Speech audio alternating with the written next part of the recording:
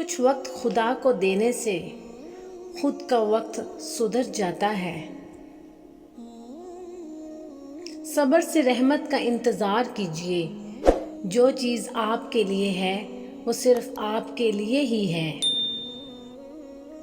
ہم زندگی کے اس دور سے گزر رہے ہیں جہاں اپنے تو ملتے ہیں مگر ان میں اپنا پن نظر نہیں آتا۔ مضبوط رہیں، مثبت رہیں، اپنے حاسدین کو اسی غم میں رہنے دیں کہ آپ ابھی تک مسکرا کیسے رہے ہیں۔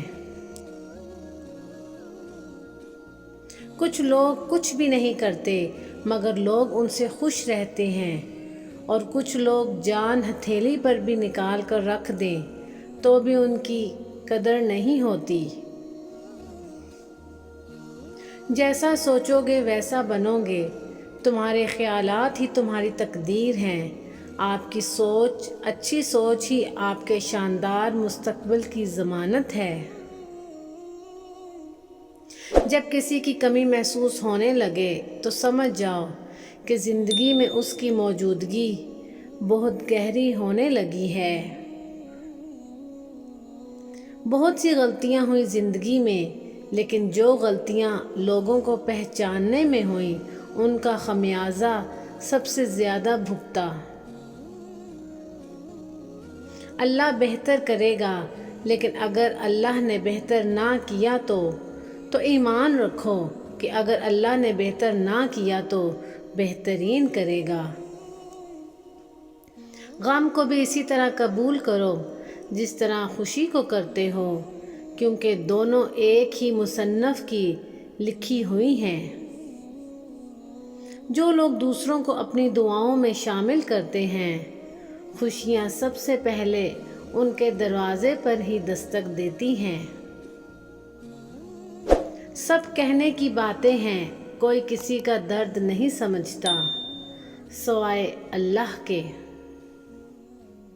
اپنے ہاتھ سے کی ہوئی نیکی اور دوسروں سے سرزد ہونے والے گناہ کا تذکرہ کسی سے نہ کرو، یہ تمہارے کردار کا امتحان ہے۔ ہر وقت طنزیہ لہجہ رکھنے والا اپنا وقار کھو بیٹھتا ہے۔ اگر زندگی کو ہمیشہ خوشیوں کے ساتھ گزارنا چاہتے ہو تو غم زدہ لوگوں کے ساتھ غم سنا کرو، کبھی دکھی نہیں رہو گے۔ خاموشی اختیار کر لینا دب جانے کی علامت نہیں، ہر بندہ جواب کا مستحق نہیں ہوتا۔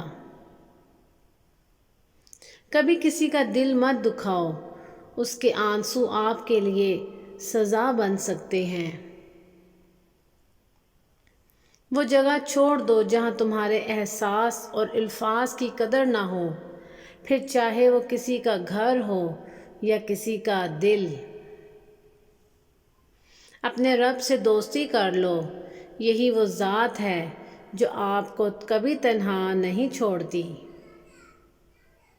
اگر اللہ نے وہ لیا ہے جس سے تم کھونے کا تصور نہیں کر سکتے تو یقیناً وہ کچھ ایسا بھی دے گا جسے پانے کا تم نے سوچا بھی نہ ہوگا۔